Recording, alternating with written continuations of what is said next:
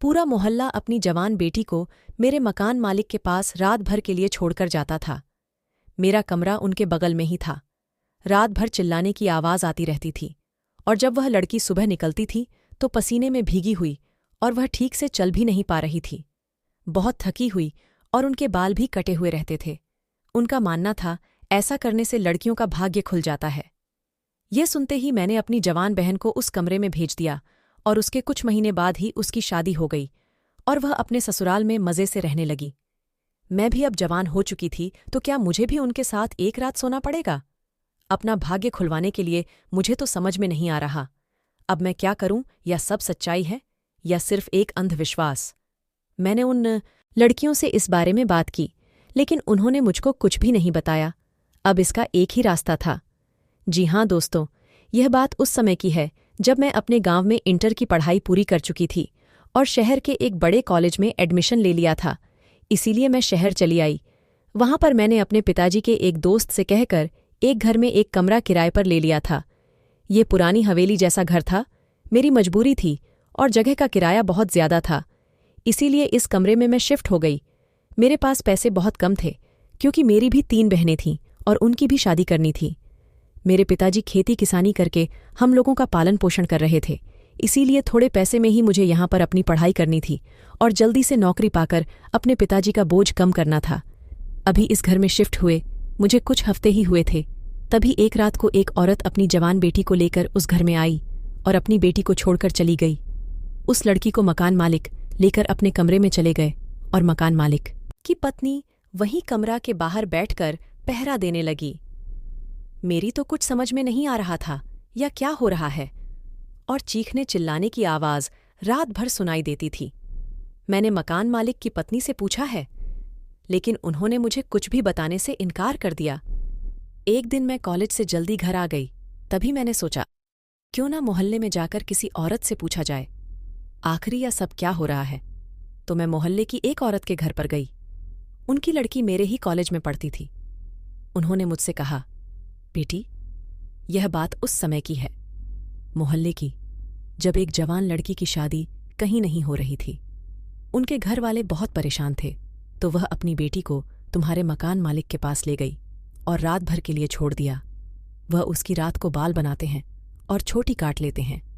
इसके कुछ महीने के बाद ही उसकी शादी लग गई और उसको बहुत सारा धन दौलत भी मिला। या मैं अपनी आंखों से कई साल से होते हुए देखा है। मेरी बेटी भी जैसे ही जवान हो जाएगी, मैं उसको भी वहां पर ले जाऊंगी, ताकि उसका भी जिंदगी संवर जाए। मोहल्ले में हर किसी से यही सब सुनने के बाद मेरे भी दिमाग में यही सब घूमने लगा। मैंने यह सब बातें अपने घर पर बताएं तो मेरे पिताजी बोले, ठीक है, तो अपनी बहन को भी वहां दिखा दो। हम लोग चाहते हैं इसकी भी शादी जल्दी से हो जाए। मैं अपनी बहन को शहर बुला लिया और उसको अपने मकान मालिक के पास भेज दिया। रात भर वह भी बहुत चिल्लाती रही। सुबह जब वह बाहर आए तो वह बहुत थकी हुई थी, पसीने में पूरा भीगी हुई थी, मानो बहुत ज्यादा मेहनत करी हो। मकान मालिक की भी आंखें बहुत लाल थीं और मेरी बहन के कटे हुए बाल उनके हाथ में। मैं अपनी बहन को अपने कमरे में ले गई और उससे पूछा, लेकिन उसने मुझे कुछ भी बताने से इनकार कर दिया और कहने लगी, मुझे वापस अपने गांव जाना है, अपने पिता के पास। यह कहकर वह चली गई। उसके कुछ महीने बाद ही उसकी शादी लग गई और अपने ससुराल चली गई। ऐसे ही कई साल बीत गए। एक दिन मैंने यह बात अपने कॉलेज में पढ़ने वाले दोस्तों को बताई। उन्होंने कहा, यह सब अंधविश्वास है, जरूर कुछ गड़बड़ है। मैंने उनको बहुत यकीन दिलाया, लेकिन वह लोग यह सब बात नहीं माने और मुझसे कहा कि अब तुम भी तो जवान हो गई हो, तो आज रात तुम ही उस कमरे में क्यों नहीं जाती हो? हम लोग घर के पीछे खड़े रहेंगे। कोई भी बात होगी तो तुम तुरंत ही खिड़की से चिल्ला देना, हम लोग तुरंत ही आ जाएंगे। मैं उनकी बात मान गई और अपने मकान मालिक से कह दिया कि आज रात में आना चाहती हूँ। वह भी मान गए और मुझे रात को अपने कमरे में बुला लिया। पहले तो मुझे बहुत डर लग रहा था, लेकिन मैं चुपचाप वहीं बिस्तर पर बैठ गई। मकान मालिक अपने औजार लेकर काला कुर्ता पहनकर कमरे में आए और मेरे पास बैठ गए, और उन्होंने तुरंत ही मेरी छोटी काट दिया और मुझे कुछ खाने के लिए दिया, लेकिन मैंने वह नहीं खाया और चुपचाप वहीं बैठी रही। तभी उस कमरे में एक पीछे से दरवाज़ा भी था। वह दरवाज़ा खुला और एक आदमी तुरंत ही अंदर आ गया और मेरे पास आकर बैठ गया और मेरे कपड़े उतारने लगा। मैंने उससे पूछा, यह क्या हो रहा है? तो उसने मुझे कोई जवाब नहीं दिया और मुझे बिस्तर पर लिटाकर मेरे साथ जबरदस्ती करने लगा। तभी मैंने जोर से चिल्लाया और अपने दोस्तों को आवाज लगा दिया। वह लोग तुरंत ही उस पीछे वाले दरवाजे को तोड़कर घर में घुस आए और उस आदमी को पकड़ लिया। उस आदमी और मकान मालिक की सच्चाई सुनकर मेरे तो पैरों तले जमीन ही खिसक गई थी। उस आदमी ने बताया कि वह एक बहुत बड़ा बिजनेसमैन है और उसके पास लाखों करोड़ों रुपए हैं।